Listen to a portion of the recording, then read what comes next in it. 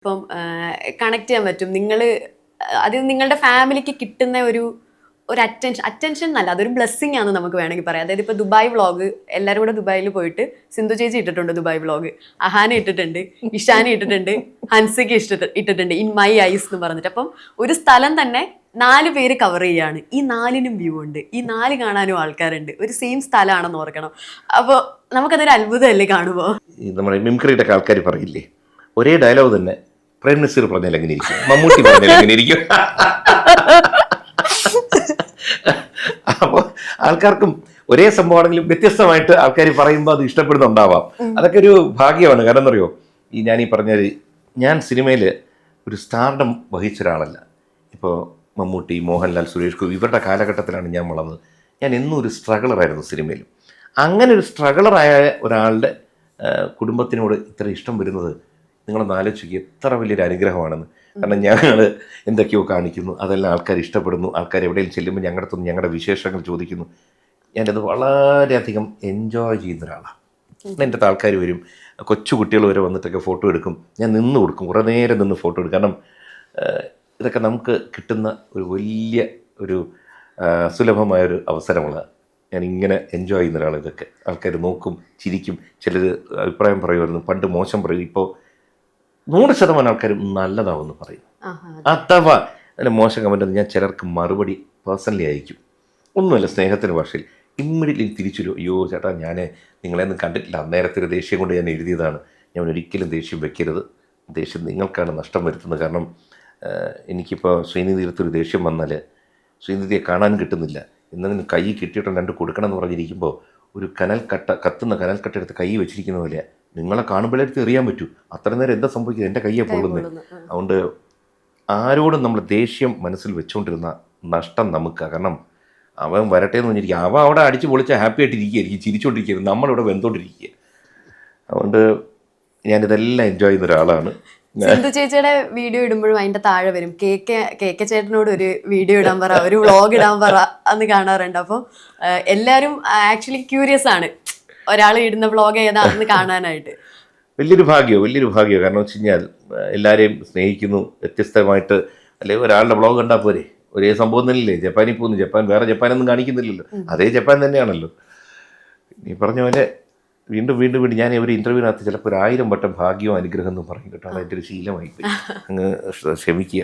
ഇവരുടെ ഓരോരുത്തരുടെയും vlogging style സാറിന്റെ ഒരു പെർസ്പെക്റ്റീവിൽ എങ്ങനെയാണ് സാർ കാണുന്നത്? ഓരോരുത്തർക്കും എന്തായാലും ഓരോ വ്ളോഗിങ് സ്റ്റൈലാണല്ലോ. ഓരോരുത്തരുടെ ഒരു വ്ളോഗിങ് സ്റ്റൈൽ സാറിന്റെ ഒരു പെർസ്പെക്റ്റീവിൽ എങ്ങനെയാണ്? എല്ലാവരും വ്യത്യസ്തരാണല്ലോ, എല്ലാവരും വ്യത്യസ്തരാണ്. ഈ ഭൂമിയിൽ നമ്മൾ ഒരാൾ പോലും മറ്റൊരാളെ പോലും ഇല്ല. ഇരട്ടകൾ, ഒരു അമ്മയുടെ വയറ്റിൽ ജനിക്കുന്നവർക്ക് പോലും 2 തരത്തിലുള്ള കോർണിയ, 2 തരത്തിലുള്ള ഫിംഗർ പ്രിൻ്റ് ആണല്ലോ. അപ്പോൾ വ്യത്യസ്തരാണ്. സിന്ധു എന്ന് വെച്ചാൽ അതിനുവേണ്ടി സമയം ചിലവഴിക്കാറില്ല, കാരണം പറ്റുന്നില്ല. കാരണം ആളത് എല്ലായിടത്തും സർവ്വവ്യാപി പോലെയാണ്. ദിയയുടെ പ്രശ്നമുണ്ടെങ്കിൽ അവിടെ കാണും, അമ്മുവിൻ്റെ കൂടെ ഷൂട്ടിങ്ങിന് ബോംബെ കാണും, ഇഷാനി എറണാകുളത്ത് ഷൂട്ടിങ്ങിന് അവിടെ കാണും. ഇത് കഴിഞ്ഞ് ഓമിയെ കുളിപ്പിക്കാൻ നോക്കുമ്പോൾ അവിടെയും സിന്ധു ഉണ്ട്. അപ്പോൾ സിന്ധു ഇങ്ങനെ സർവ്വവ്യാപിയാണ്, എല്ലായിടത്തും കാണും. അതിൻ്റെ ടെൻഷനും കാണും. വിജു കിടന്ന് ചുമ്മാ എപ്പോഴും എന്നെ ഫോണിൽ വിളിക്കല്ലേ, ഞാൻ ഓമിയെ കുളിപ്പിച്ചുകൊണ്ടിരിക്കുമ്പോഴാണ് വിളിക്കുന്നത്, അല്ലെങ്കിൽ എന്തെങ്കിലും പറയും. അപ്പോൾ സിന്ധുവിൻ്റെ ഇടയിൽ കൂടി എപ്പോഴൊക്കെയോ ക്യാമറ ഓൺ ചെയ്ത് വയ്ക്കും, എന്നിട്ട് ചുമ്മാ എന്തെങ്കിലുമൊക്കെ എടുക്കും. ഇപ്പോൾ നമ്മൾ വീട്ടിൽ ഇരിക്കുകയാണെങ്കിൽ തന്നെ ചുമ്മാ സംസാരിക്കും, അതെല്ലാം കൂടെ എടുത്ത്. ഇതാണ് സിന്ധുവിൻ്റെ ഒരു വ്ളോഗ്. രാത്രിയാകുമ്പോൾ ടെൻഷൻ, ഇനി എന്നെ വിളിക്കല്ലേ, എനിക്കിത് എഡിറ്റ് ചെയ്ത് തീർക്കണ്ട കേട്ടോ എന്നൊക്കെ പറഞ്ഞ് ബഹളം ഉണ്ടാക്കി എങ്ങനെയെങ്കിലും ഒരു വ്ളോഗ് ഉണ്ടാക്കും. അമ്മ പിന്നെ ഇങ്ങനെയല്ല, കുറേ ഇരുന്ന് ആലോചിക്കും, എന്തൊക്കെയോ നോട്ട് എഴുതി വയ്ക്കും. അവൾക്ക് തോന്നുന്ന സമയത്ത് അവളൊരു വ്ളോഗ് ഉണ്ടാക്കും. പക്ഷെ ഉണ്ടാക്കുന്നത് ഒരു ഭംഗിയായിരിക്കും, ഒരു പ്രൊഫഷണൽ, ഒരു സിനിമയുടെ ലുക്ക് വരും. ഓസിക്കും അങ്ങനെയൊന്നും വേണ്ട, ചുമ്മാ വീട്ടിലിങ്ങനെ ഇരിക്കുമ്പോഴത്തേക്ക് അങ്ങനെ അപ്പച്ചി ഈ മാങ്ങ ആര് വാങ്ങിച്ചത്, അച്ഛൻ വാങ്ങിച്ചോണ്ടൊന്ന്, ആണോ, പുളിയുണ്ടോ, ഇല്ല, കുറച്ച് കഴിയുമ്പോൾ ഈ മാങ്ങ കാണില്ല. അവിടെ നിന്ന് മാങ്ങയൊക്കെ പൂണിയിട്ട് അതിനകത്ത് കുറച്ച് ഉപ്പും മുളകും വാരി വിതറിയിട്ട് അവിടെ ഒരു ക്യാമറ ഓൺ ചെയ്തിട്ട് പറയും, ഈ മാങ്ങ നമ്മൾ ഉപ്പും മുളകും മാത്രം ഇതിൻ്റെ കൂടെ കുറച്ച് കായപ്പൊടിയും കുറച്ച് ഉലുവാപ്പൊടിയും കുറച്ച് പപ്പടവും ഒന്ന് പൊടിച്ചിട്ടിട്ട് ഒന്ന് വെളിച്ചെണ്ണ മുക്കി കഴിച്ച് നോക്കിയാൽ ഭയങ്കര ഡിഫറെൻ്റ് ഒരു വ്ളോഗായി. അത് അവളുടെ രീതി. അപ്പം ഞാൻ ഒരിക്കൽ ഒരു എയർപോർട്ടിൽ ഇരിക്കുമ്പോൾ ഇങ്ങനെ പൈലറ്റും ക്രൂവും പോവുക. പെട്ടെന്ന് ഇങ്ങനെ പൈലറ്റിനെ തിരിഞ്ഞു നോക്കിയിട്ട്, ഓസിയുടെ അച്ഛനല്ലേ നോക്കണം, കൃഷ്ണകുമാറെന്നല്ല പറഞ്ഞു. ഞാൻ പറഞ്ഞു അതെ മലയാളിയാ, അല്ലേ പിന്നെ ഓസിയുടെ അച്ഛനെ ഞാൻ ചോദിക്കുമെന്ന് ചോദിച്ചു. ഒരു കാര്യം പറയാമല്ലോ, എനിക്ക് ഇവളുടെ വ്ളോഗ് വലിയ ഇഷ്ടം കേട്ടോ, ഞാൻ ഇതെല്ലാം ഡൗൺലോഡ് ചെയ്ത് വയ്ക്കും. ഫ്ലൈറ്റ് ഒന്ന് സ്റ്റഡിയായി മുകളിൽ പോയി ഞാൻ പിന്നെ അവിടെ നിന്ന് ഇവളുടെ വീഡിയോസ് കണ്ട് ചിരിക്കാറുണ്ടെന്ന്. അപ്പോൾ അതിന് അങ്ങനത്തേതായൊരു ഓഡിയൻസ് ഉണ്ട്. ഇഷാനി ചില ടെൻഷൻ്റെ ആവാം, ഭയങ്കര ടെൻഷനാണ്, എല്ലാത്തിനും ടെൻഷനാണ്. പക്ഷേ ഭയങ്കര സത്യസന്ധയാണ്, കള്ളമേ പറയത്തില്ല. അവൾക്ക് വ്ളോഗ് എടുത്ത് തുടങ്ങുമ്പോൾ തന്നെ ടെൻഷനാണ്. എന്തെങ്കിലും എന്തോ അച്ഛൻ ശബ്ദം ഉണ്ടാക്കും. ഞാനൊരു വ്ളോഗ് എടുത്തോണ്ടിരിക്കുന്ന അച്ഛൻ കണ്ടില്ല, അച്ഛൻ ഒന്നും ഉണ്ടായിരുന്നുണ്ട്, അച്ഛൻ ഫോണൊന്നും സൈലൻ്റ് ആക്കൂ, എല്ലാത്തിനും ടെൻഷനാണ്. പക്ഷേ അവളുടെ വ്ളോഗിനകത്ത് ഒരു സത്യസന്ധമായൊരു ഫീല് കാണും. കാരണം അയാൾ ഒന്നും ഉള്ളതേ പറയത്തുള്ളൂ. ഹൻസിക എന്ന് വെച്ചാൽ എൻറ്റയർലി ഡിഫറെൻറ്റ്. അവൾക്ക് കോളേജിലെ കുറേ ഫ്രണ്ട്സ്, അവരെ പിടിച്ചിരുത്തുന്നു. ഇപ്പോഴത്തെ കുറേ വാക്കുകളുണ്ടല്ലോ, വൈബ്, സെറ്റ്, ഇങ്ങനെ കുറേ പുതിയ പുതിയ വാക്കുകൾ. അങ്ങനെ ഒരു ഗ്യാങ്ങുമായിട്ട് പോയി ഒരു വീഡിയോ എടുക്കുന്നു. പിന്നെ അവളിങ്ങനെ ഭയങ്കര ഫ്ലെക്സിബിളായൊരു ബോഡിയാണ്, ചുമ്മാ ഡാൻസ്, ബഹളം, അതങ്ങനെ ഒരു ഇതെല്ലാം ഞാൻ നോക്കുമ്പോൾ എല്ലാവരും എല്ലാവരുടെയും വ്ളോഗ്സ് കാണാറുണ്ടോ? മുഴുവനായിട്ട് കാണാറില്ല, എങ്കിലും ഇവർ ഇടുന്ന സമയത്ത് ഞാനൊന്ന് പോയി നോക്കും, ഓടിച്ച് നോക്കും. ഇഷ്ടമാണ് അവരുടെ വ്ളോഗ്. പോയി ഒന്ന് ലൈക്ക് ചെയ്യുക, പറ്റിയൊരു കമൻറ്റ് ഇട്ടേക്കുക. അതങ്ങനെ ഒരു പോക്കാണ്. ഓക്കെ. അപ്പം സാറ് ആക്റ്റീവായിട്ട് വ്ളോഗിങ്ങിലോട്ട് നിൽക്കാത്തത് പാർട്ടിയും ഇലക്ഷനും തിരക്കും ഒക്കെ കൊണ്ടാണോ? എനിക്ക് മൾട്ടി ടാസ്കിങ് അറിയാമെങ്കിലും വലിയ ഇഷ്ടമുള്ളൊരു കാര്യമല്ല. കാരണം നമ്മളിപ്പോൾ സംസാരിച്ചുകൊണ്ടിരിക്കുന്നു, ഇവിടെ ഫോൺ ഓൺ ചെയ്ത് വെച്ചാൽ നമുക്ക് ഇടയ്ക്ക് ഫോണിലോട്ട് പോകാൻ സംസാരിക്കാം, 1 മിനിറ്റ് എന്നൊക്കെ പറഞ്ഞ് പോകാം. പക്ഷെ എന്ത് പറ്റും വെച്ചാൽ ഈ കാര്യത്തിലും സിൻസിയറായിട്ട് പറയാൻ പറ്റത്തില്ല, ഈ ഫോണിലും സംസാരിക്കാൻ പറ്റില്ല. അപ്പോൾ എനിക്ക് ഒരു സമയത്ത് ഒരു കാര്യം ചെയ്യാൻ പറ്റും. അപ്പോൾ ഇപ്പോൾ രാവിലെ ഓഫീസിൽ വരും, മണ്ഡലത്തിൽ ധാരാളം മരണം, മറ്റ് കല്യാണ ചടങ്ങുകൾ, അല്ലെങ്കിൽ എന്തെങ്കിലും സന്തോഷകരമായ കാര്യങ്ങൾ, അപ്പോൾ അതിനെല്ലാം ഇറങ്ങും. പിന്നെ ആരെങ്കിലും വരുന്നൊരു ഇൻ്റർവ്യൂ കൊടുത്തേക്കും. ഇതിങ്ങനെ രാത്രി വരെ അങ്ങ് പോകും. അപ്പോൾ വ്ളോഗ് നമ്മൾ അങ്ങനെയൊക്കെ ചെയ്യുകയാണെങ്കിൽ അതിനായിട്ടിരുന്ന് അതിനായിട്ട് സമയം സ്പെൻഡ് ചെയ്യണം. അപ്പോഴാണ് എൻ്റെ ഒരു ഭംഗി എന്നാണ് തോന്നാറുള്ളത്. അതുകൊണ്ട് രാഷ്ട്രീയം തലയ്ക്ക് പിടിച്ച് നിൽക്കുന്നുണ്ട്. പൊതുവെ ഇങ്ങനെ എല്ലാവരും പറയും ക്യാമറ ഉറങ്ങാത്ത വീട് എന്ന് പറയും. എല്ലാവർക്കും ഉണ്ടല്ലോ, എല്ലാവരും ക്യാമറ ഓൺ ആക്കല്ലേ. അപ്പൊ എപ്പോഴെങ്കിലും നിങ്ങൾക്ക് ആർക്കെങ്കിലും എന്തെങ്കിലും ചിലപ്പോൾ ഒന്ന് ദേഷ്യപ്പെടണമെങ്കിലോ അല്ലെങ്കിൽ എന്തെങ്കിലും പേഴ്സണൽ എന്തെങ്കിലും ഒന്ന് പറയണമെങ്കിലോ ചോദിക്കോ, ക്യാമറ ആരെങ്കിലും ഓൺ ആണോ, ഇവിടെ ആരെങ്കിലും വ്ളോഗ് ചെയ്യുന്നുണ്ടോ എന്ന് ചോദിക്കാം. ഗുണമുണ്ട്, വീട്ടിൽ അടി ഉണ്ടാവാറില്ല. മനസ്സിലായില്ലേ? ചീത്ത വിളിക്കാനുണ്ടെങ്കിൽ പോലും ഏത് ക്യാമറ ഓണെന്ന് നമുക്ക് അറിയത്തില്ല. ശരിക്കും പറഞ്ഞാണോ? അതെ, പിന്നല്ലാതെ. കാരണം ആരുടെയെങ്കിലും ഒരെണ്ണം ഓണായിരിക്കും. അടുക്കള ചെന്ന് കഴിഞ്ഞാൽ ഓസ് ക്യാമറ ഓൺ ചെയ്ത് വെച്ചിട്ട് ഞാൻ പുതിയതായിട്ട് കൊണ്ടുവന്നിരിക്കുന്ന പാലക്ക മാലയാണ്, മറ്റേ മാലയാണ് സൈഡിൽ, അവിടെ ഇപ്പുറത്താണ് ഓമി കിടന്ന് തുള്ളിക്കൊണ്ടിരിക്കുമ്പോൾ അവിടെ ഒരു ക്യാമറ വെച്ചിട്ട് ഹൻസിക എന്തോ ചെയ്തുകൊണ്ടിരിക്കും. എപ്പോഴും അതൊരു ജീവിതത്തിന്റെ ഭാഗമായി പോയി. ഭക്ഷണമൊന്നും സമയത്താരും ഇപ്പൊ കഴിക്കാറില്ല, ബ്ലോഗ് എടുപ്പാ. ചേട്ടൻ ഒരുപാട് ഇന്റർവ്യൂവിൽ ഇപ്പം ദൂരദർശനിൽ വന്നതും ദൂരദർശനിൽ നിന്ന് വന്ന് അത് കഴിഞ്ഞ് കരിയർ ബിൽഡ് ചെയ്ത് അത് ഒരുപാട് ഇന്റർവ്യൂവിൽ പറഞ്ഞിട്ടുണ്ട്. എന്നാലും ഒരു ദൂരദർശൻ എന്നുള്ള ഒരു പ്ലാറ്റ്ഫോം ലൈഫിൽ ഒരു മൈൽ സ്റ്റോൺ അല്ലേ? അവിടെ നിന്ന് എന്താ നമ്മൾ പഠിച്ചത്, അല്ലെങ്കിൽ നമ്മൾ ഇപ്പോഴും ക്യാരി ഫോർവേഡ് ചെയ്യുന്ന ഒരു കാര്യം എന്താ? അവിടെ നിന്ന് എപ്പോഴും നമ്മൾ ഒരു ഡിസിപ്ലിൻഡ് ആയിട്ടുള്ളൊരു സ്ഥാപനത്തിൽ നിന്ന് ഇറങ്ങുമ്പോൾ അതിൻ്റേതായ ഒരു നമ്മുടെ ദേഹത്തും ആ ഒരു ഡിസിപ്ലിൻ കാണും, ഡെഫിനറ്റ്ലി. കാരണം ഞാൻ നേരത്തെ പറഞ്ഞു, അതുകൊണ്ട് ആവർത്തന വിരസത അവരന്ന് പറഞ്ഞു തരുന്നതാണ്. ഒരു അഭിമുഖം നടത്തുമ്പോൾ എന്തൊക്കെയാണ് ചെയ്യേണ്ടത്. കാരണം ഞാനിപ്പോൾ നിങ്ങളുടെ ഒരു അഭിമുഖം എടുക്കുന്നു, എന്നിട്ട് ഞാനൊരു ചെറിയ അതിനകത്തുനിന്ന് സാധനം തോണ്ടിയെടുത്തിട്ട് ഒരു ക്യാപ്ഷൻ അങ്ങോട്ട് കൊടുക്കും. നിങ്ങളത് കണ്ട് ഞെട്ടിപ്പോവും, എന്താ ഇങ്ങനെ പറഞ്ഞത്. അപ്പോൾ എന്താ പറ്റുമെന്ന് വെച്ചാൽ ലോങ് റൺ എന്നൊരു കാര്യമുണ്ട്. ഇപ്പം തന്നെ മേഖലയിൽ നിൽക്കുന്ന വളരെ സീനിയറായിട്ടുള്ള പത്രപ്രവർത്തകർ അവരുമായി നോക്കുക. അവരെല്ലാവരും വളരെ സത്യസന്ധമായിട്ടും അവർ കൊടുത്ത അഭിമുഖത്തിലെ പ്രശ്നങ്ങൾ ഒഴിവാക്കി ആ നേതാവിനെ പ്രൊട്ടക്റ്റ് ചെയ്ത, നേതാവ് ആരും ആയിക്കോട്ടെ, അങ്ങനെയുള്ളവർക്ക് ഒരു റെപ്യൂട്ടേഷനും ഗുഡ് വില്ലും വരും. ആ പുള്ളിക്കാരനും പുള്ളിക്കാരിക്ക് ധൈര്യമായിട്ട് നമുക്ക് അഭിമുഖം കൊടുക്കാം, ആ അഭിമുഖം നമുക്കും ഗുണകരമാവും. എപ്പോഴും ലോങ് റൺ കണ്ടു പോകാൻ ആണ് നമ്മളെ പഠിപ്പിക്കുന്നത്. ഒന്നും ഷോർട്ട് റൺ കാര്യങ്ങൾ നോക്കരുത്. കാരണം ദൂരദർശനിലൊക്കെ വന്ന് ഒറ്റ ചാനലേ ഉള്ളൂ. ഒന്ന് ആലോചിച്ചോണം, അതിനകത്ത് ഒരു ദിവസം തല വന്നാൽ കേരളം മുഴുവൻ ശ്രദ്ധിക്കും. ആ കാലത്താണ് നമ്മൾ വരുന്നത്. അതുകൊണ്ട് തന്നെ നമുക്കൊരു റെസ്പോൺസിബിലിറ്റി ഉണ്ട്. അന്ന് അതുപോലെ തന്നെ ഈ ഫ്ലാഷ് ന്യൂസ്, ബ്രേക്കിംഗ് ന്യൂസ് ഒന്നും അധികം കൊണ്ടിട്ടില്ല. കാരണം സമൂഹത്തിൽ അത് അനാവശ്യമായൊരു ടെൻഷൻ ഉണ്ടാക്കും. നമ്മൾ വാർത്ത അറിയിക്കുന്നതിനൊരു പേസ് ഉണ്ട്. പണ്ടൊക്കെ ഒരു മരണവും മറ്റതൊക്കെ നടന്നു കഴിഞ്ഞാൽ ദൂരദർശൻ പതുക്കെ ഒന്ന് ഡൽഹിയിലേക്ക് എന്ന് പറഞ്ഞ് എഴുതി കാണിച്ചിട്ട് ഒരു സിത്താറോ വയലിനോ എന്തെങ്കിലും മ്യൂസിക് ഇടും. അപ്പോൾ തന്നെ നമുക്കറിയാം എന്തോ സുഖകരമല്ലാത്തൊരു കാര്യം സംഭവിച്ചു. ഒരു 8-9 മണിക്കൂർ കഴിയുമ്പോൾ രാവിലെ പത്രത്തിൽ വരും, ഇന്ന ആൾക്ക് ഇന്നത് സംഭവിച്ചു. അപ്പോൾ ഒരു ഞെട്ടൽ സൊസൈറ്റിയിൽ ഉണ്ടാക്കേണ്ട കാര്യമില്ല. ഇപ്പം ചുരുക്കി പറഞ്ഞാൽ 2 ആഴ്ച നമ്മൾ TV ഓഫ് ചെയ്ത് സോഷ്യൽ മീഡിയ ഓഫ് ചെയ്തിട്ട് എവിടെയെങ്കിലും ഒന്ന് ഇരുന്നാൽ നമുക്ക് തോന്നും, ഓ ഭൂമി ഇത്ര ശാന്തമാണല്ലേ, ഭൂമിയിൽ പ്രശ്നങ്ങളൊന്നുമില്ല നമുക്ക് തോന്നും. അതേസമയം നമ്മളിത് കണ്ടുകൊണ്ടിരുന്നാൽ അവിടെ ബോംബ് പൊട്ടി, ഇവിടെ തീവ്രവാദ പ്രശ്നം, മറ്റിടത്ത് ഇന്നൊരു സംഭവം, ഇതാണ് കണ്ടുകൊണ്ടിരിക്കുന്നത്. നമ്മൾ ഈ ഭൂമി മുഴുവൻ പ്രശ്നമാണ് തോന്നുന്നു. ആക്ച്വലി ഇത്ര നേരം നമ്മൾ സംസാരിച്ചിട്ടുണ്ട്, എന്തെങ്കിലും അറിയുന്നുണ്ടോ ഭൂമിയിലെ സംഭവങ്ങൾ? നമുക്ക് സമാധാനം ഉണ്ട്, നമ്മൾ കുറേ ചിരിച്ചു. ആ ഫോൺ നോക്കുന്നില്ല. എന്നാൽ ഫോൺ ആവശ്യമാണ്, വളരെ ആവശ്യമുള്ള സാധനമാണ്. സോഷ്യൽ മീഡിയ വളരെ വളരെ നമുക്ക് ഉപകാരം ചെയ്യുന്നൊരു കാര്യമാണ്. കാരണം പണ്ടൊക്കെ നമുക്ക് ഒരു ഫോട്ടോയും ഒരു ലെറ്ററും ഒരു ഡൽഹിയിൽ ഒരാൾക്ക് അയക്കണം, നമ്മൾ അതിൻ്റെ കോപ്പി എടുക്കണം, ഫോട്ടോ എടുത്ത് അതിൻ്റെ കോപ്പി കിട്ടണം, എന്തൊക്കെ. ഇന്ന് ജസ്റ്റ് ക്ലിക്ക് ചെയ്യുന്നു, അടുത്ത ക്ലിക്കിൽ സാധനം ഡൽഹിയിലെത്തും. അതുകൊണ്ട് ദൈവമായിട്ട് നമുക്ക് തന്ന ഒരു വലിയൊരു അനുഗ്രഹവും വരദാനമൊക്കെയാണ് ഈ മൊബൈൽ ഫോണും ഈ ഗാഡ്ജറ്റ്സും ഇപ്പോഴത്തെ പ്ലാറ്റ്ഫോംസൊക്കെ. പക്ഷേ അതിൻ്റെ ഓവർ യൂസും മിസ്യൂസും കാരണമാണ് നമുക്ക് കുറേ അപകടങ്ങൾ വരുന്നത്. അണ്ട് പണ്ട് ദൂരദർശൻ എന്ന് പറയുമ്പോൾ അന്നത്തെ കാലത്തിന് അത് പറ്റുമായിരുന്നു. പക്ഷേ ഇന്ന് അതുപോലെ പറ്റില്ല. ഇന്ന് നമ്മൾ കാലത്തിനൊപ്പം നീങ്ങണം. പക്ഷേ ഒരു ഡിസിപ്ലിൻ ഒരു സാധനം എല്ലാത്തിലും ഉണ്ടാവുന്നുണ്ടെങ്കിൽ അതിൻ്റെ ഒരു കാരണം, ഒന്ന് ദൂരദർശൻ, അന്ന് അവിടെ നിന്ന് കിട്ടിയ ട്രെയിനിങ്. രണ്ട്, അതിന് മുമ്പ് എത്രയൊക്കെ നമ്മുടെ മാതാപിതാക്കൾ നമ്മളെ വളർത്തിയത്. മൂന്ന്, NCC ഒരു ഭാഗമായിരുന്നു ഞാൻ കുറേ കാലം. ഇതെല്ലാം കൂടി വരുമ്പോൾ ബേസിക് ഡിസിപ്ലിൻ എൻ്റെ ശരീരത്തിലുണ്ട്. കുറേയൊക്കെ ഞാൻ മക്കൾക്കും പറഞ്ഞു കൊടുത്തിട്ടുണ്ട്. ചോദ്യം ദൂരദർശനെ പറ്റി ആയിരുന്നെങ്കിൽ പോലും അത് വലിയ എൻ്റെ ജീവിതത്തിൻ്റെ എല്ലാം എന്ത് നേട്ടങ്ങളുണ്ടായിട്ടുണ്ടെങ്കിലും ദൂരദർശനിൽ നിന്നാണ്. ആ ദൂരദർശനിൽ എന്നെ കയറ്റിവിട്ട 2 പേരുണ്ട്, എന്നെ വളർത്തിയ 2 പേരുണ്ട്. ശ്രീ കുഞ്ഞികൃഷ്ണൻ, ശ്രീമതി രാഗിണി. ഞാൻ അവരെ അങ്കിൾ ആൻറ്റി എന്ന് വിളിക്കും. കൺകണ്ട ദൈവം എന്ന് പറഞ്ഞിട്ടുണ്ടെങ്കിൽ അവരാണ്. അപ്പോൾ സിനിമകളിൽ നമ്മളിപ്പം വളരെ കുറച്ചായിട്ടല്ലേ സിനിമകളിൽ കാണാറുള്ളൂ. അത് രാഷ്ട്രീയത്തിലേക്ക് കൂടുതൽ വന്നതുകൊണ്ട് സിനിമ ഒഴിവാക്കിയതാണോ? അങ്ങനെയില്ല. കാരണം വെച്ചാൽ നമ്മുടെ ഓരോ പ്രായത്തിൽ ഓരോ താല്പര്യങ്ങളുടെ വിഷയം വരും. കാരണം നമുക്ക് തിയേറ്ററിൽ പോയി ഇരുന്ന് 1.5-2 മണിക്കൂർ ചിലവാക്കാൻ മനസ്സ് വരുന്നില്ല. മാത്രമല്ല എൻ്റെ മക്കളുടെ സിനിമ പോലും ലാസ്റ്റ് ഇറങ്ങി 2-3 കണ്ടിട്ടില്ല.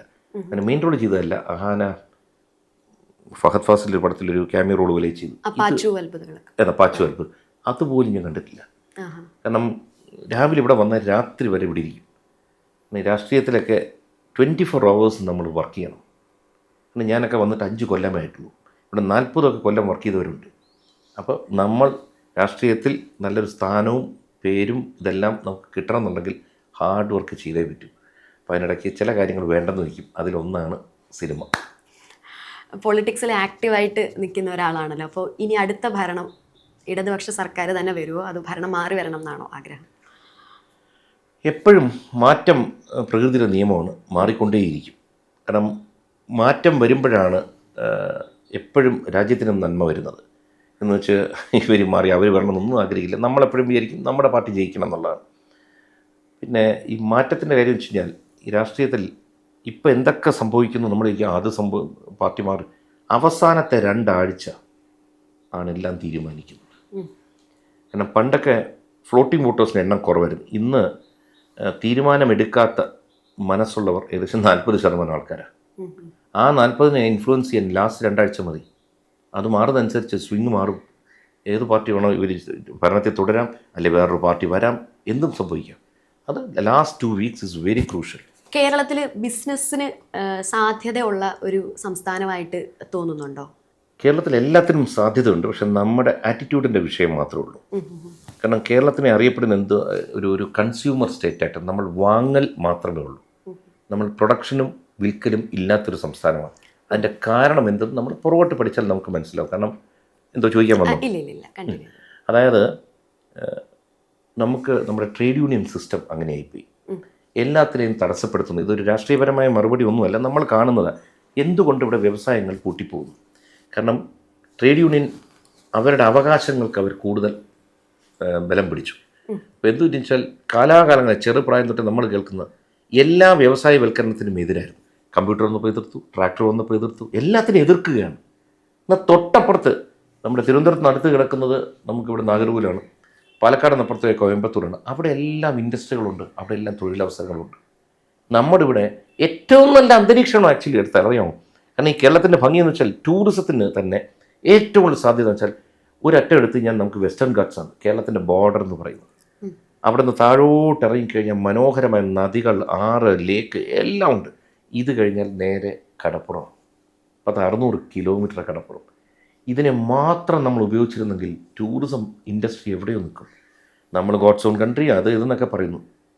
ഒരു തരത്തിലുള്ള ഇത് പ്രൈവറ്റ് പ്ലെയേഴ്സ് ഉള്ളതുകൊണ്ട് മാത്രമാണ് ഇത് നിൽക്കുന്നത്. സർക്കാരിൻ്റെ ഭാഗത്തുനിന്ന് ഇന്ന് വരെ നല്ലൊരു പദ്ധതി ഒന്നുമില്ല. ഈസ് ഓഫ് ഡൂയിങ് ബിസിനസ് കാറ്റഗറിയിലെ അതിൽ കേരളം NDA ഗവൺമെന്റിന്റെ കാലഘട്ടത്തിൽ അത് നോക്കിയപ്പോൾ കേരളം 1ാമത്തെ റാങ്കിൽ അല്ല വരുന്നുണ്ടായിരുന്നു. ഞങ്ങൾക്ക് ഒന്ന് എല്ലാം ഞാൻ ഓക്കെ പറഞ്ഞുതരാം, ഒരു ബുദ്ധിമുട്ടില്ല. PR ഇപ്പോൾ ഏറ്റവും നല്ല ആരോഗ്യ ഇത് കേരളമാണെന്ന് പറയുന്നു. എന്നാൽ പിന്നെ ഇവിടുത്തെ മുഖ്യമന്ത്രി എന്തിനാണ് അമേരിക്കയിൽ പോകുന്ന ചികിത്സിക്കാൻ ഇവിടെ ഇത്രയും നല്ല ഉണ്ടെങ്കിൽ? അപ്പോൾ അതൊക്കെ ഈ BJP ഗവൺമെൻറ് ഇരുന്നപ്പോഴല്ലേ ഇത് കിട്ടിയെന്ന് വെച്ച് കഴിഞ്ഞാൽ അതിന് ചില ക്രൈറ്റീരിയൻസ് ഉണ്ട്, അത് പാസ്സായി വന്നാൽ അത് കൊടുക്കും. അല്ലാതെ യഥാർത്ഥത്തിൽ അതാണോ എന്ന് ചോദിച്ചാൽ അതല്ല. ഇതിനകത്ത് വേറൊന്നുമില്ല, സിംഗിൾ വിൻഡോ സിസ്റ്റം ഇപ്പോഴും ഇവിടെ ഇല്ല. അതായത് നമ്മൾ ഒരു കാര്യത്തിൻ്റെ അനുവാദത്തിനായിട്ട് കോർപ്പറേഷനിൽ പോയി കഴിഞ്ഞാൽ അവിടെ നിന്ന് ഇറിഗേഷനിലോട്ട്, ഇറിഗേഷനിൽ നിന്ന് മിനി ഇറിഗേഷനിലോട്ട് സിംഗിൾ വിൻഡോ സിസ്റ്റം ആക്കണം. ഒരിടത്ത് പോയി അപ്ലൈ ചെയ്താൽ ആ സർക്കാർ തന്നെ ഇതെല്ലാം ശരിയാക്കി ഇപ്പുറത്തൊരു പാസ്സാക്കി തരണം. ഇത് സംസ്ഥാനത്തിനെ മോശമാക്കി ഒന്നും പറയുന്നില്ല, നമ്മൾ മാറി ചിന്തിക്കണം. അതായത് ഇവിടെ ഒരാൾ വ്യവസായത്തിന് വരികയാണെങ്കിൽ മുടക്കാൻ വരുന്ന ഒരാളെ നശിപ്പിക്കാനല്ല ചിന്തിക്കേണ്ടത്. കാരണം അവർ കാശുകാരില്ലേ, അല്ല, അയാൾ കാശ് കൊണ്ടിരുമ്പോൾ ഇപ്പോൾ എൻ്റെ മകളുടെ കച്ചവടം തന്നെ പ്രശ്നമായപ്പോൾ ഒരാൾ മുടക്കിയ പൈസയെ പോകുന്നു, വീണ്ടും ബാങ്കിൽ നിന്ന് 50 ലക്ഷം 60 ലക്ഷം ലോൺ എടുത്തിട്ടാണ് തുടങ്ങുന്നത്. അപ്പം നോക്കുമ്പോൾ എന്താ, അവരുടെ നല്ല കച്ചവടം നടക്കില്ല, ഈ 60 ലക്ഷത്തിൻ്റെ EMI അടയ്ക്കണം, ഇത്രയും പേർക്ക് ശമ്പളം കൊടുക്കണം, ഈ സ്ഥാപനം നിലനിർത്താനുള്ള ചിലവുണ്ട്. അപ്പം നമ്മൾ ഒരു വ്യാപാരി ഒരു ബിസിനസ് നടത്തുന്ന ഒരാൾ വരുമ്പോഴത്തേക്ക് അയാളെ തടസ്സപ്പെടുത്തണം. അയാളുടെ സാധനങ്ങൾ ആദ്യം മെഷീനറി ഇറക്കുന്നിടത്ത് തടസ്സം, അവർ ചോദിക്കുന്ന കൂലി കൊടുക്കണം. ഈ കൂലി കൊടുക്കാൻ ഇല്ല, ഞങ്ങളുടെ ആൾ ഇറക്കുന്നത് ശരി, ഞങ്ങൾ നോക്കിക്കൊണ്ട് നിൽക്കുന്നത് നോക്ക് കൂലി കൊടുക്കണം. ഞാൻ പറയുന്നത് ഇതല്ല, അത് ഒട്ടും ഈസ് ഓഫ് ബിസിനസ് അല്ലത്, അത് ഡിഫിക്കൽറ്റി ഉണ്ടാക്കുന്ന ഈസി ആക്കുകയല്ല. അപ്പോൾ അതിനെ മാറ്റിയാൽ ഇത്രയും നല്ല അന്തരീക്ഷം ലോകത്തില്ല. കാരണം വെച്ചാൽ ഞാൻ പറഞ്ഞില്ലേ, ടൂറിസ്റ്റ് സ്പോട്ട്സ് ബ്യൂട്ടിഫുൾ. ഇന്ന് നമ്മൾ ലോകമൊന്നും കറങ്ങാൻ പോകണ്ട, ഇവിടെ കിടപ്പുണ്ടെല്ലാം. ഈ മൂന്നാർ ദേവികൾ അങ്ങോട്ടുള്ള സംഭവം എടുത്താൽ കണക്ടിവിറ്റിയുടെ ഇഷ്യൂ ഉണ്ട് നമ്മുടെ നാട്ടിൽ, എടുത്ത് നോക്കുക. അടുത്തൊരു വിഷയം, ഇപ്പോൾ വിഴിഞ്ഞം വന്നു, വലിയ വലിയ കണ്ടെയ്നേഴ്സ് വരുന്നു. ഈ വലിയ കണ്ടെയ്നേഴ്സ് വരുമ്പോൾ വലിയ ട്രക്കുകൾ വരും. ഇത് ഇതുവഴി ഓടിച്ചുകൊണ്ട് പോകും, നമുക്കതിനുള്ള റോഡില്ല. ഇപ്പം തന്നെ ഹൈവേ പണി നടക്കുന്നു, 40 കൊല്ലം മുമ്പ് തീർക്കേണ്ട പണിയാണ്. ഇപ്പോൾ 2014 ശ്രീ നരേന്ദ്രമോദി വന്നതിന് ശേഷം 66,000 കോടി കൊടുത്തിട്ടും ഇപ്പോഴും തീരുന്നില്ല. അപ്പോൾ എന്താ ചെയ്യുന്ന വെച്ചാൽ, ഇപ്പോൾ എറണാകുളം മൂന്നാർ 90 കിലോമീറ്റർ, ശരിക്കും പറഞ്ഞാൽ ഒരു അരമണിക്കൂറിൽ താഴെ മതി നല്ല സ്പീഡിൽ പോകുന്നൊരു വാഹനത്തിന്. പക്ഷെ നമ്മൾ എത്ര മണിക്കൂർ എടുക്കും? അപ്പോൾ ഇതിനകത്ത് കണക്ടിവിറ്റി ഇഷ്യൂ വലിയതുണ്ട്. ഇതെല്ലാം മാറാതിരിക്കില്ല, കാരണം വെച്ചാൽ പുതിയ തലമുറ വരും, എല്ലാം മാറി വരും. പക്ഷെ അപ്പോഴത്തേക്ക് മറ്റ് സംസ്ഥാനങ്ങൾ നമ്മുടെ വളരെ മുന്നിൽ പോയി കഴിഞ്ഞു, വ്യവസായങ്ങളെല്ലാം അങ്ങോട്ട് പോകും. അപ്പോൾ നമ്മുടെ ഇവിടെ തന്നെ നമ്മുടെ ചെറുപ്പക്കാർ എന്തിനാണ് പുറം രാജ്യങ്ങളിൽ പോകുന്നത്? നല്ല ബുദ്ധിയുള്ള നല്ല പഠിപ്പും വിവരമുള്ള പിള്ളേരില്ലേ ചെറുപ്പക്കാർ, അവരുടെ ബ്രെയിൻ ഇവിടെ നിൽക്കേണ്ടത്. ഇതിപ്പോൾ ബ്രെയിൻ ഡ്രെയിൻ എന്ന് പറയും, കംപ്ലീറ്റ്ലി ഡ്രെയിനായി പോവുകയാണ് നമ്മുടെ ഇവിടെ നിന്ന്. അതുകൊണ്ട് ആറ്റിറ്റ്യൂഡ് മാറ്റുക. ഈ സംസ്ഥാനം ഏറ്റവും നല്ല സംസ്ഥാനമാണ്. നമ്മൾ കേരള കോളിംഗ് എന്നൊക്കെ പറഞ്ഞൊരു പ്രോജക്റ്റ് കൊണ്ടുവരണം, എല്ലാവരും ഇങ്ങോട്ട് വിളിക്കണം, ഇവിടെ വരണം. Such A beautiful state. നല്ലത് വരട്ടെ എന്ന് പ്രാർത്ഥിക്കുന്നു. ഓക്കെ, ആസ് എ പൊളിറ്റീഷ്യൻ നമ്മുടെ ഉള്ളിലൊരു എന്തെങ്കിലും ഒരു വിഷൻ ഉണ്ടോ, കേരളത്തിൽ ഇന്ന കാര്യങ്ങൾ കൊണ്ടുവന്നാൽ നന്നാവും എന്നുള്ളത്? ഞാൻ ഈ പറഞ്ഞതെല്ലാം എൻ്റെ ഭാഗമാണ്. കാരണം അറിയോ, അനന്തമായ സാധ്യതകളുണ്ട്. നമ്മൾ സാധ്യതയെ എങ്ങനെ പ്രയോജനപ്പെടുത്തുന്നു അതനുസരിച്ചായിരിക്കും വികസനം വരുന്നത്. ഇപ്പോൾ നിങ്ങൾ ചിലപ്പോൾ വായിച്ചു കാണും, ദുബായ് നൈജീരിയയെ പറ്റി ഒരു കമ്പാരിസൺ എഴുതിയിട്ടുണ്ടായിരുന്നു. ദുബായിൽ ഒന്നുമില്ല, ഒരു തുള്ളി എണ്ണയില്ലാത്ത രാജ്യം. എക്സ്പാട്രിയേറ്റ്സിൻ്റെ പൈസ കൊണ്ട് ടൂറിസം കൊണ്ടും ഒക്കെയാണ് സർവൈവ് ചെയ്യുന്നത് ദുബായ്. എന്ന് എല്ലാവർക്കും ആഗ്രഹം ദുബായ് പോകാനല്ലേ. നൈജീരിയ എന്ന് കേൾക്കുമ്പോൾ അങ്ങോട്ട് പോയാൽ പേടിയാണ്, അവിടെ എന്തെങ്കിലും ആക്രമണം ഉണ്ടാവും. ഏറ്റവും വെൽത്തി നേഷനാണ് നൈജീരിയ, ഏറ്റവും കൂടുതൽ നാച്ചുറൽ റിസോഴ്സസ് ഉള്ള രാജ്യമാണ് നൈജീരിയ. എന്തുകൊണ്ട് അവിടെ പോകാതെ ഇവിടെ പോകുന്നു? ഒറ്റ വ്യത്യാസമുള്ളൂ, ഇവിടെ ഒരു നേതൃത്വമുണ്ട്, അവിടെ ഒരാൾ നയിക്കാനുണ്ട്. ദുബായിക്ക് മറ്റിടത്ത് നയിക്കാൻ ആളില്ല. ഈ നയിക്കുന്ന ആളുടെ ആറ്റിറ്റ്യൂഡ് നല്ലതായതുകൊണ്ട് ആ രാജ്യം പുരോഗമിച്ചു, അങ്ങോട്ട് ആൾക്കാർ പോകുന്നു. മറ്റിടത്ത് ഒരു നയിക്കാൻ ആളില്ല, അവിടെ യുദ്ധവും ഇൻറ്റേർണലി ഇൻസർജൻസിയും എല്ലാം നടന്നുകൊണ്ടിരിക്കുന്നു. ഇത് ഞാൻ വേറെ 2 രാജ്യത്തെ പറ്റി പറയുന്നതെന്ന് വെച്ചാൽ ഇവിടെ വല്ലതും പറഞ്ഞാൽ ഞാൻ വല്ല രാഷ്ട്രീയം പറഞ്ഞതാവും. ഇതേ ഉള്ളൂ ഇവിടത്തെയും പ്രശ്നം. ഒറ്റ ഒരാൾ നല്ലത് വന്നാൽ ഇവിടെ കളി മാറും. Okay, thank you so much sir, ഇത്രയും നേരം നമ്മളോട് സംസാരിച്ചതിന്. വൈൻഡപ്പ് ചെയ്യുന്നതിന് മുമ്പ് സാറിൻ്റെ ഒരു നോഷനിലൊരു അൾട്ടിമേറ്റ് ഹാപ്പിനെസ് എന്താണ്? എല്ലാം നമ്മുടെ അകത്ത് തന്നെ ഇരിക്കുന്നത്. എവ്രി ഡേ ഈ ലോകത്തെ ദ മോസ്റ്റ് ഇമ്പോർട്ടൻറ്റ് പേഴ്സൺ എന്ന് പറയുന്നത് എൻ്റെ കാഴ്ചപ്പാടിൽ ഞാനാണ്. എന്നോട് ഞാൻ കുറച്ച് നേരം സംസാരിക്കാൻ സമയം കണ്ടെത്തുക, നമ്മളെ തന്നെ അപ്രീഷിയേറ്റ് ചെയ്യുക. ഞാൻ തന്നെ എന്നെ തട്ടിയിട്ടിടാ, കൃഷ്ണമാരെ നന്നായിരിക്കുന്നടാ, എൻ്റെ സ്കിന്നൊക്കെ നന്നായിരിക്കുന്നു, യു ആർ ലുക്കിംഗ് ഗുഡ്, നമുക്കെല്ലാം ഉണ്ട്. നമ്മുടെ അകത്ത് ഇതൊക്കെ സംസാരിച്ചിട്ടിരിക്കും. ഇത്രയും അവയവങ്ങൾ ഓപ്പറേറ്റ് ആയിക്കൊണ്ടിരിക്കുകയാണ്, 10-68 അവയവങ്ങൾ ഓടിക്കൊണ്ടിരിക്കുകയാണ്. എല്ലാത്തിനും നന്ദി പറയുക, താങ്ക് യു പറയുക, നമ്മളോട് സംസാരിക്കുക. നമുക്കായിട്ട് കുറച്ച് സമയം സ്പെൻഡ് ചെയ്താൽ that will give you a lot of happiness.